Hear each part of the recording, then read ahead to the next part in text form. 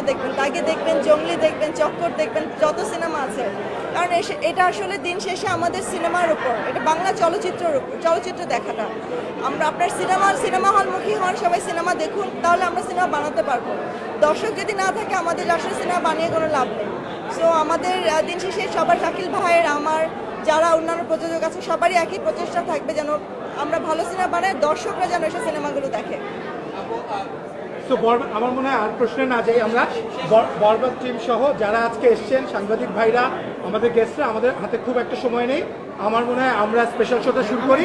সিনেমাটা একটু photo session হতে পারে, সিনেমাটা আমরা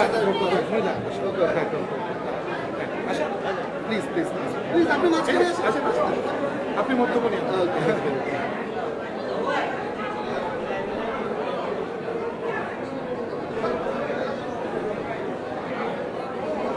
ওকে, ঠিক আছে, থ্যাংক ইউ সো মাচ। সবাই চলে আসেন।